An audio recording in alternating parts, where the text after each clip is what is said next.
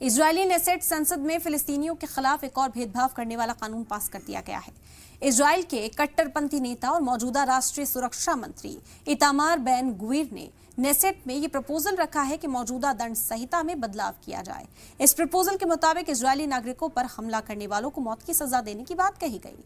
Israeli Knesset में बीते सोमवार को इस प्रस्ताव कानून के विरोध में 16 वोट किए गए, वहीं 39 वोटों के साथ इस प्रपोजल को पास कर दिया गया। इस प्रपोजल को प्रधानमंत्री नेतन्याहू की सरकार का समर्थन हासिल हुआ है। इस प्रपोजल के खिलाफ फिलिस्तीनी विदेश मंत्रालय और प्रवासी मंत्रालय ने सवाल खड़े किए। फिलिस्तीनी विदेश मंत्रालय और प्रवासी मंत्रालय ने इस प्रपोजल को फिलिस्तीनी लोगों के खिलाफ इजरायल के बढ़ते चरमपंथ और अपराध का नया रूप बताया। वही मानवाधिकार संगठनों ने इस प्रपोजल को भेदभाव करने वाला बताते हुए सवाल खड़े किए हैं।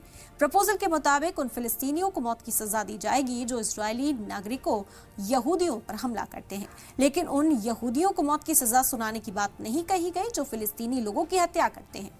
इसीलिए इस प्रपोजल को भेदभाव करने वाला बताया जा रहा है।